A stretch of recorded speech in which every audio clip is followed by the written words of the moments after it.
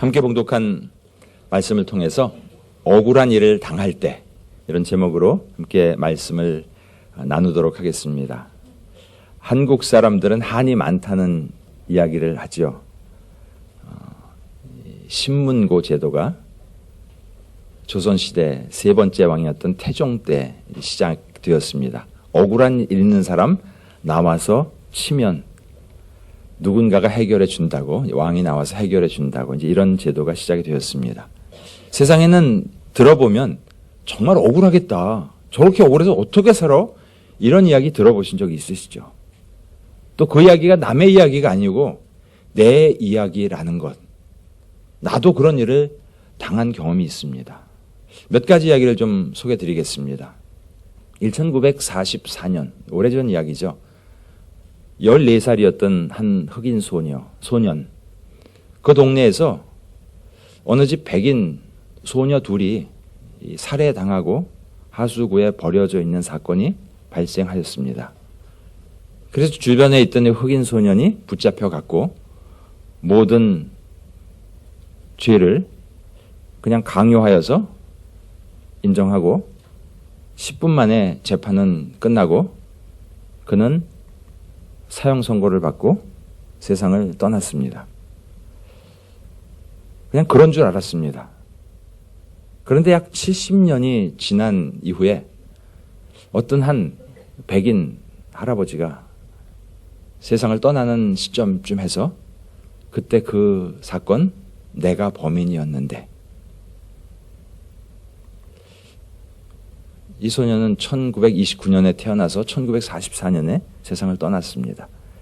그런데 70년이 지난 이후에 진범이 밝혀져서 이 소년이 무죄였는데 무고하게 죄를 뒤집어 쓰고 세상을 떠났다.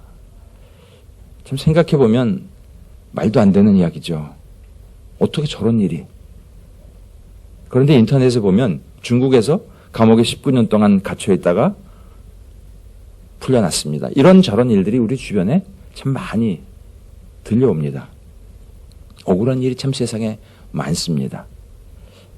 제가 어릴 때 아주 즐겨보던 TV 드라마, 그때 아마 한국 최초의 미국 드라마였지 않나 싶습니다. 흑백으로 나오던 시절에 보던 건데요. 한 의사, 닥터 리차드 킴블이 자기 아내를 죽였다는, 여기 이 드라마를 보신 아마 부모님은 분명히 보셨을 거고요. 제가 어릴 때 하여튼 저 드라마만 볼 때면 억울해가지고 막 손에 땀을 흘리면서 뭐 어떻게 저렇게 잘 도망갈까? 어떻게 저렇게 진범을 못 잡을까? 결국 아내를 죽인 그 외파리의 누명을 다 뒤집어 쓰고 평생 도망을 다녔던 한 의사의 이야기. 이 이야기는 실화의 이야기입니다.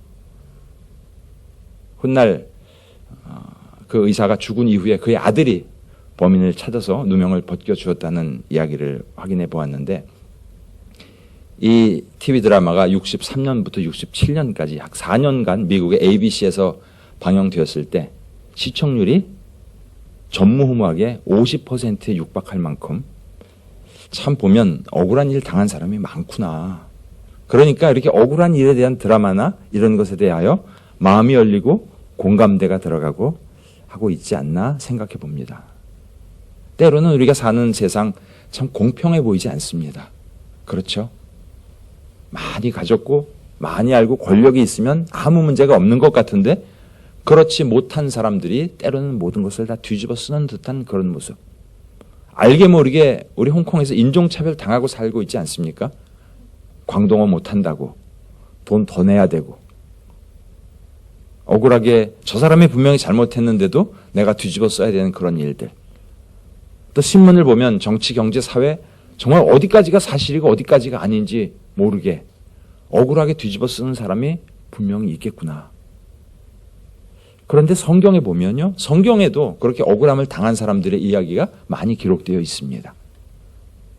보디발의 아내가 요셉이 나를 겁탈하려고 했다고 소리를 지르면서 억울하게 누명을 쓴 요셉의 이야기.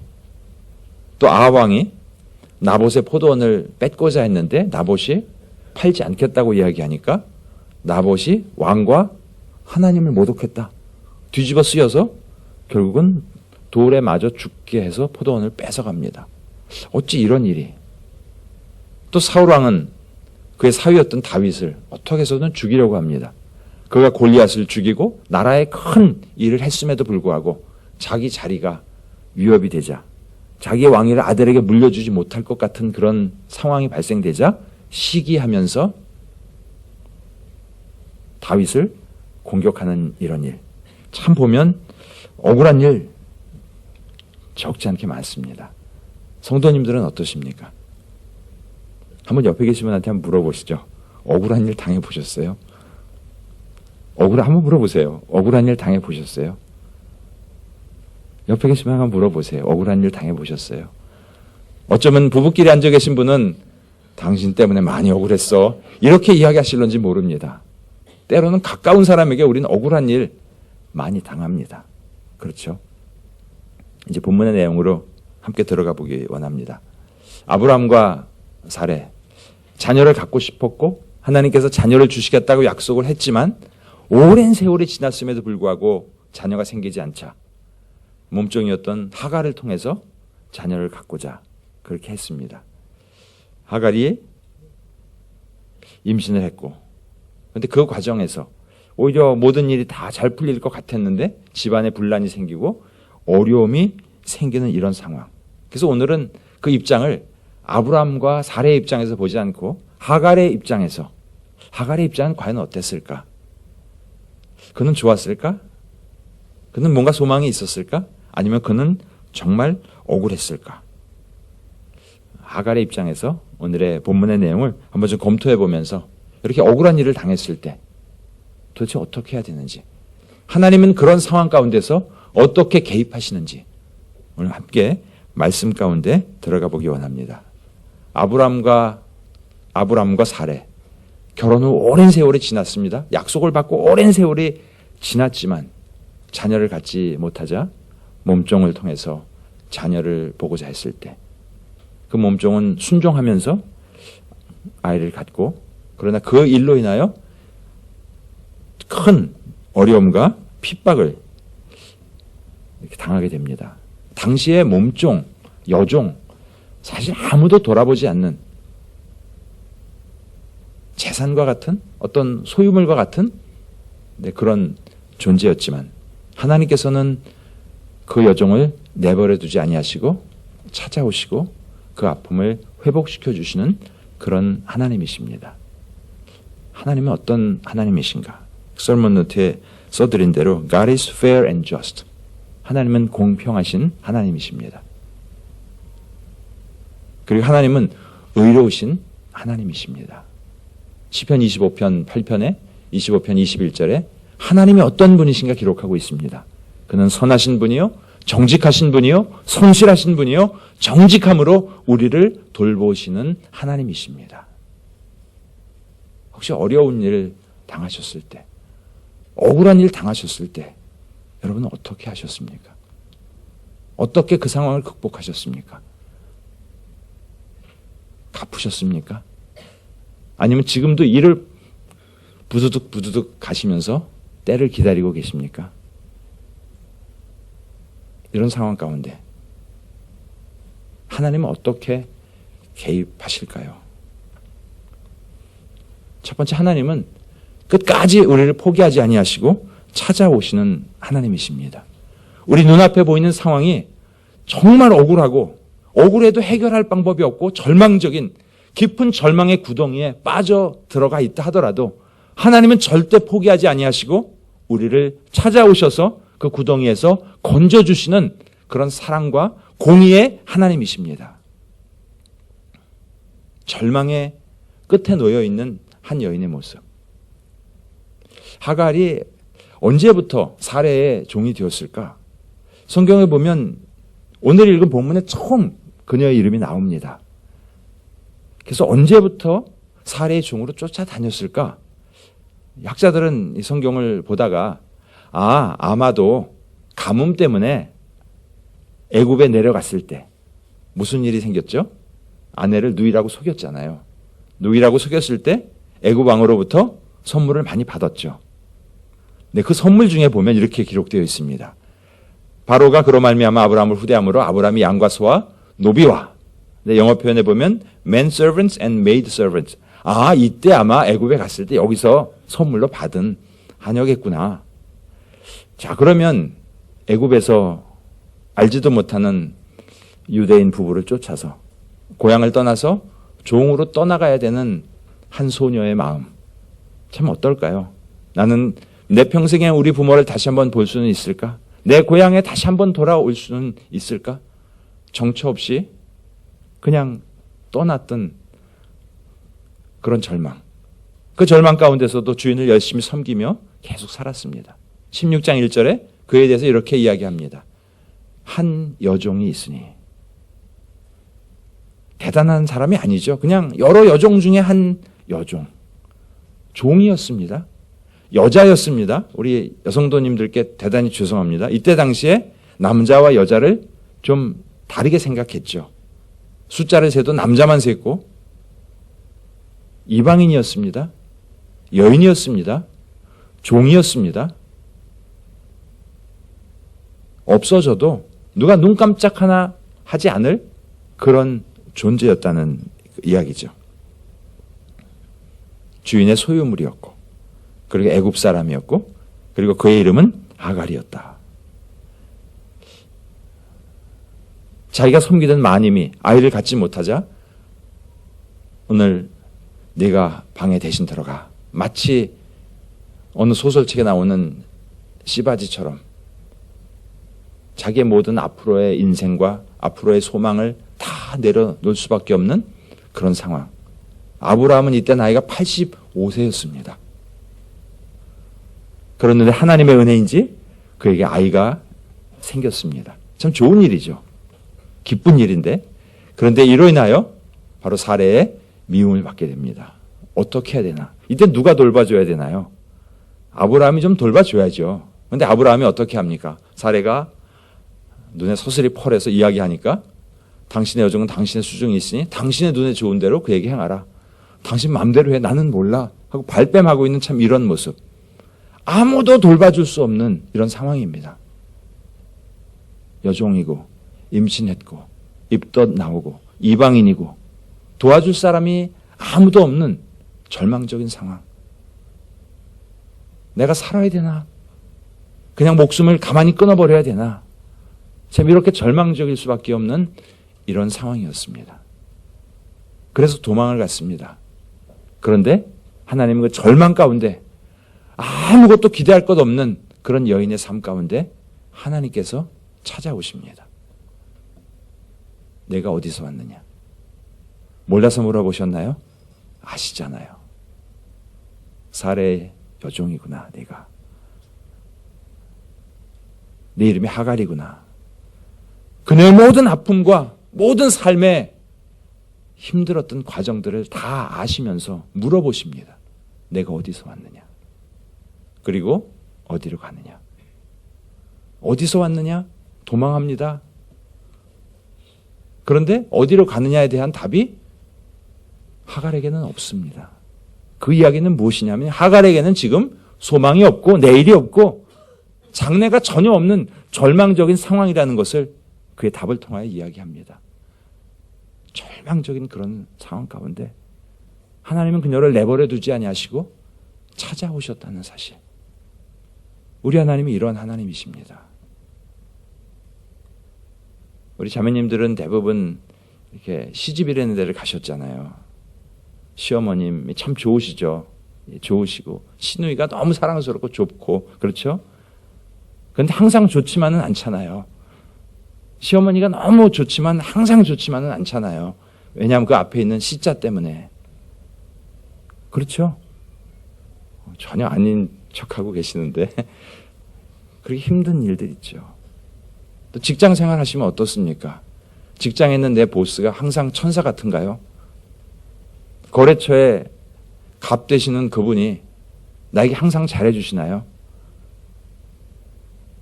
어찌해야 될 바를 모르고 절망스러운 그런 상황 가운데 우리는 종종 놓입니다. 직장에서 생긴 힘든 일, 집에 와서 배우자에게도 말 못하고 밤새 혼자 끙끙 앓으면서 속으로 삭히는 우리 그런 형제님들의 삶의 현장 가운데서 아픔이 있습니다. 그렇게 절망 가운데 다 그만두고 싶고 그만 살고 싶고 누구한테 원망해봐도 소용없는 그런 상황 가운데서 과연 어떻게 해야 되는가? 답이 없는 그런 상황, 갈 곳도 없는 그런 상황 가운데 우리가 기억해야 될 것은 바로 그곳에 우리 하나님이 늘 찾아오신다는 사실, 그곳에 우리 하나님이 함께 하신다는 사실을 여러분 기억하시며 그런 상황 속에서 눈을 들어 옆에 계신 주님을 만나실 수 있기를 주님의 이름으로 축복합니다. 말씀하시죠. 하나님은 과부나 고아, 나는 그들 편이야. 좀 하나님은 편견이 있으신 것 같아요. 왜 고아와 과부 편이실까? 고아의 아버지시며 과부의 재판장이실까? 권력이 있고 물질이 있는 사람은요, 자기 스스로 해결할 수 있는 일이 많이 있습니다. 웬만한 어려움이 있을 때. 그렇죠? 그런데 고아와 과부는 자기 스스로 해결할 수 있는 방법이 없기 때문에, 하나님이 도와주시지 아니하시면 방법이 없기 때문에 하나님은 고아와 과부의 편이다. 이렇게 말씀하고 계십니다. 우리가 절망 가운데 있을 때, 내 스스로 아무것도 할 수 없는 그런 좌절 앞에 무릎 꿇고 그만 살까? 이제 이혼하고 그만 살까? 도저히 참아도 더 이상 못 참겠는데 내가 살아서 무슨 소망이 있을까? 그런 절망적인 상황 가운데 주님이 우리와 함께 하신다는 그 사실을 기억하시며 나가실 수 있기를 다시 한번 주님의 이름으로 축복합니다. 그때 하나님은 우리에게 찾아오십니다. 16장 7절 같이 한번 읽겠습니다. 여호와의 사자가 광야의 샘물 곁 곧 술길 샘 곁에서 그를 만나. 성경에 보면 여호와의 사자가 이런 단어가 구약 성경에 약 한 66회 정도 반복해서 나옵니다. 하나님의 사자가. 때로는 이 여호와의 사자가 예수 그리스도의 pre-incarnation으로 나타나시는 경우도 있습니다. 천사처럼 나타나셨는데 음식도 드시는 경우가 있고, 근데 여호와의 사자가 이렇게 나타나서 16장 8절에 보면 또 직접 이름을 불러주시죠. 성경에 하나님께서 또는 여호와의 사자가 여인의 이름을 불러준 최초의 사건이라는 사실. 고대 근동의 문헌에는 보면요, 신이나 어떤 신의 대리인이 여성의 이름을 불러준 기록이 나타나 있는 적이 한 번도 없습니다. 그럼에도 불구하고 절망 가운데 있는, 아무도 알아주지 않는 이 한 여인, 억울한 일 당하고 어찌할 바를 몰라 쓰러져 있는 한 여인에게 주님은 찾아오신다는 사실, 그리고 와서 이름을 불러주십니다. 내가 어디로 왔으며 어디서 왔으며 어디로 가느냐, 아픔을 아시고 그 옆에 서 계시는, 그리고 우리에게 말씀하시죠. 내가 임신하였은즉 아들을 낳으리니, 그 고통까지도 다 아시면서 위로하십니다. 여호와께서 내 고통을 들으셨습니다. 우리가 얼마나 아파하는지, 얼마나 그 상황이 절망적이었는지, 그 고통과 신음소리 모든 것 여호와께서 다 들으셨다라고 말씀하고 계십니다.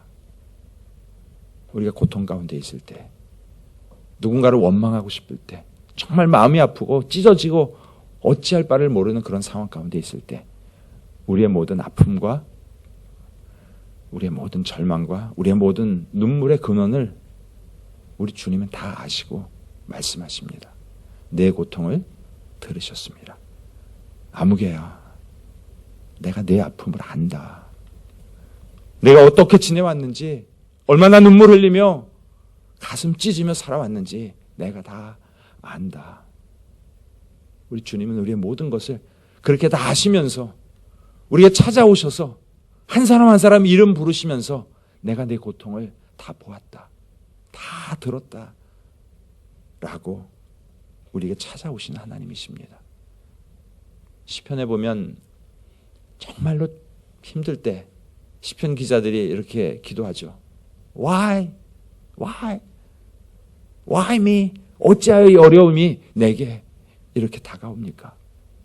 하나님 영원히 나를 버리실 겁니까? 언제까지 이 고통이 계속돼야 됩니까? 시편 기자들 이렇게 고백합니다. 그러나 우리가 고통의 절규를 외칠 때 바로 그곳에 우리 주님이 함께 계시고 우리 아픔과 우리의 절망의 모든 내용들을 다 알고 계시는 주님이심을 여러분 기억하며 나가실 수 있기를 주님의 이름으로 축복합니다. 창세기 28장 16절에 야곱의 이야기입니다. 에서에게 장자권을 빼앗고 형이 막 죽일 것 같은 그런 절망적인 상황 가운데서 야반 도주를 하죠. 밤에 몰래 나갑니다. 어디로 가야 될지, 어떻게 살아야 될지 잠이 들었는데 꿈속에서 천사의 오르락내리락 거린 것을 보면서 그가 깨어서 이렇게 고백하죠. 과연 여기 계시거늘 하나님이 함께 하셨던 것을 그가 알지 못했다는 것. 그래서 그곳을 베델이다 이렇게 이름을 정하고 하나님이 우리와 함께 하십니다. 절망 가운데 옆에 계신 분한테 한번 격려해 주시죠. 절망 가운데도 하나님 함께 하고 계십니다. 절망 가운데도 하나님 함께 하고 계십니다. 어렵고 힘든 그 가운데 하나님 우리의 아픔과 우리의 모든 눈물을 다 아시고 우리가 하나님 함께 하시는 하나님이심을 기억하며 나가시기를 축복합니다. 성경 여러 곳에서 절대로 내버려 두지 않겠다. 절대로 내가 빼앗기지 않겠다라고 분명하게 우리에게 말씀하고 계십니다. 그 하나님은 이렇게 말씀만으로 끝내시는 분이 아니고 실제적으로 회복시켜 주시는 하나님이십니다. 절망을, 눈물을 기쁨으로 바꿔주시고 절망의 장소가 예배의 장소로 바꾸어 놓도록 하나님 역사하시는 하나님이십니다. 절망을 소망으로. 지금 하갈은 임신을 하고 내가 살아야 될지 죽어야 될지 이 아이를 낳을 수는 있을지 어떻게 될지 바로 그 다음 날 일을 알지 못하는 그런 상황 가운데서 이야기합니다. 그런데 여호와의 사자가 내가 내 씨를 크게 번성하여 절망 중에서 엄청난 소망의 약속의 말씀을 주고 계십니다. 지금으로 봐서는 도저히 해결될 것 같지 않은 그 어려움. 어떻게 될까 그게?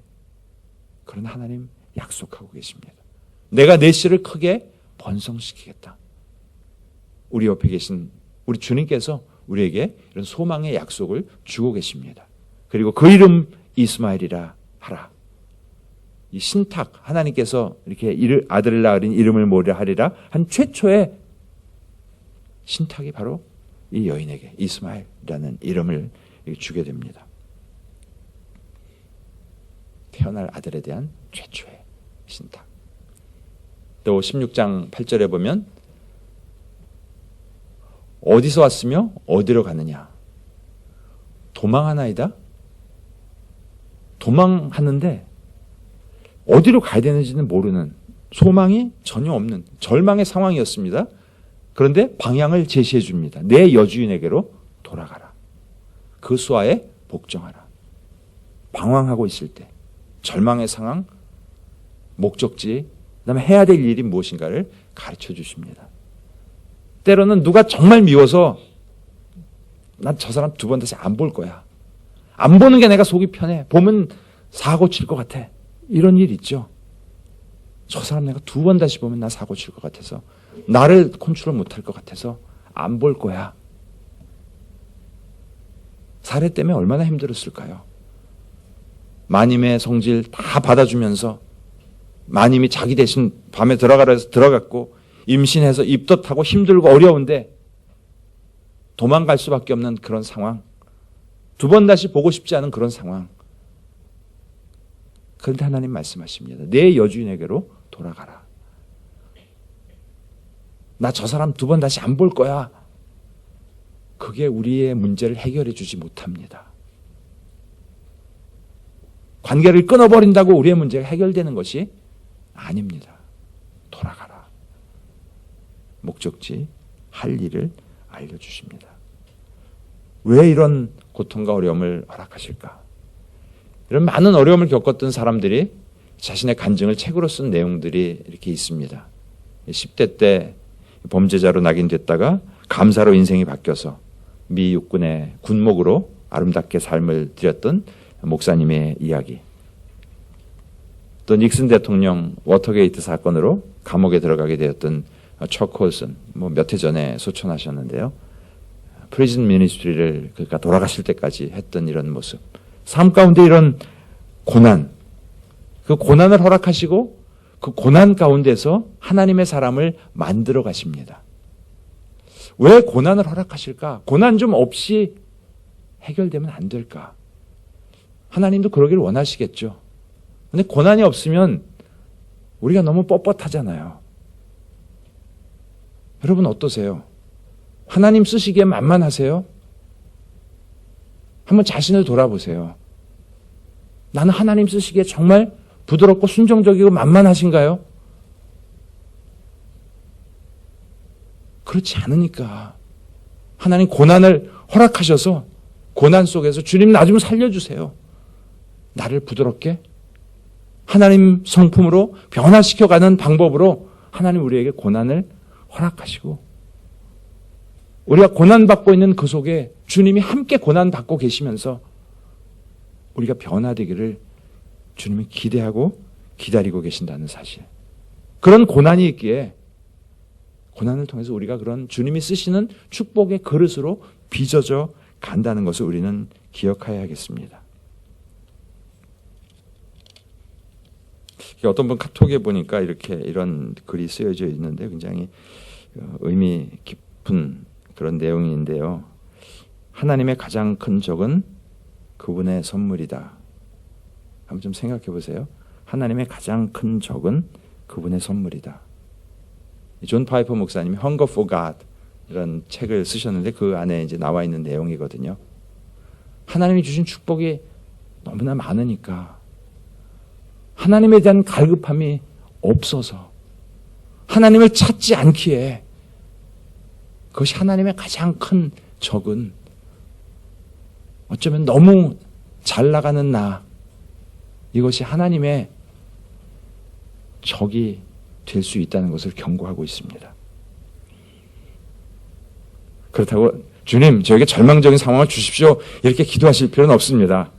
절망적인 상황 정말 힘든 상황이 우리 앞에 닥칠 때 하나님 절망 가운데도 함께해 주신 하나님께서 나를 빚어 주옵소서. 나를 새롭게 하여 주옵소서. 이 절망을 오히려 소망으로 바꿀 하나님을 경험하게 하여 주옵소서. 이렇게 기도하며 나가실 수 있기를 주님의 이름으로 축복합니다. 애굽을 쇠 풀무라고 이야기합니다. 애굽에 가서 그들이 연단되고 변화되었습니다. 이사야서에 보면 바꿔주신다고 instead of 대신하여 반복합니다. 무엇을요? 초록색을 빨강색으로 재 대신 화관을 슬픔 대신 기쁨을 근심 대신 찬송의 옷을 찬양으로도 있죠. 그 어려움 가운데서 절망을 소망으로 바꾸어 주신 하나님을 우리는 경험할 수 있습니다. 두 번째는 아픔의 자리가 예배의 자리로 바뀌게 됩니다. 13절, 14절 같이 한번 읽겠습니다. 하갈이 자기에게 이르신 여호와의 이름을 나를 살피시는 하나님이라 하였으니 이는 내가 어떻게 여기서 나를 살피시는 하나님을 배웠는고 함이라. 이러므로 이 샘을 브엘라 헤로이라. 그것은 절망의 장소였습니다. 고만 살고 싶어서 어쩌면 목숨을 끊으려고 했었던 그런 장소였을 것입니다. 그 절망의 그 샘에서 소망 대신 주님을 만나고 주님이 주시는 메시지, 그 메시지 앞에 그는 순종했습니다. 여주인에게로 돌아가라 명령했을 때 그 여주인에게로 돌아가기로 결단하며 바로 그 장소를 절망의 장소였지만 아픔의 장소였지만 나를 살피시는 하나님 이런 고백을 드리는 그런 장소로 그 고백을 통하여 하나님을 예배하는 장소로 하나님은 그 아픔을 예배로 바꾸신 절망의 자리가 소망의 자리로 바뀝니다. 아픔의 자리가 예배의 자리로 바뀝니다. 하나님이 함께 하시기 때문에 주님이 주신 말씀 앞에 순종하며 나갈 때 그런 은혜를 경험하시는 한 분 한 분 되시기를 주님의 이름으로 축복합니다. 시편 54편에 억울한 일 당할 때 친히 갚는 것은 내가 할 일이 아니라고 말씀합니다. 여러분 혹시 오늘 예배 드리고 집에 가서 보자 하고 벼르고 계시는 거 있었다면 그건 내가 할 일이 아니라고 분명히 주님 말씀하고 계십니다. 원수를 갚지 말고 하나님의 진노 앞에 맡기라. 오히려 원수가 줄이거든 마시게 하라. 악에게 지지 말고, 악에게 지는 것은 그 사람이 나에게 한 대로 똑같이 갚는 것이 악에게 지는 것입니다. 손으로 악을 갚으라고 말씀하고 있습니다. 우리가 아까 함께 찬양했던 이 찬양의 고백. 하나님은 우리의 피난처시요 힘이시니 환난 중에 억울한 일 당했을 때 그분만이 힘 되심을 기억하며 나가시기를 주님의 이름으로 축복합니다. 시편 23편을 이렇게 한번 각자 읽어봤으면 좋겠습니다. 밑줄에 본인의 이름을 좀 한번 넣으셔서 여호와는 홍배의 목자시니 홍배에게 부족함이 없으리로다. 이런 식으로 자기 이름을 한번 넣으셔서 우리 같이 한번 좀 우리의 상황 함께 올려드리면서 기도하는 마음으로 같이 한번 읽도록 하겠습니다. 시작. 여호와는 홍배의 목자시니 홍배에게 부족함이 없으리로다. 그가 홍배를 푸른 풀밭에 누이시며 술만한 물가로 인도하시는도다. 홍배 영혼을 소생시키시고 자기 이름을 위하여 의의 길로 인도하시는도다.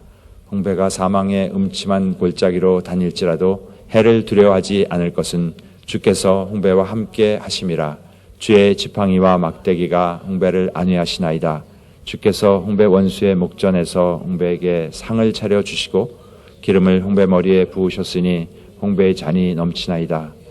홍배 평생의 선하심과 인자하심이 반드시 홍배를 따르리니 홍배가 여호와의 집에 영원히 살리로다. 아멘. 기도하겠습니다. 사랑하는 아버지, 우리 삶이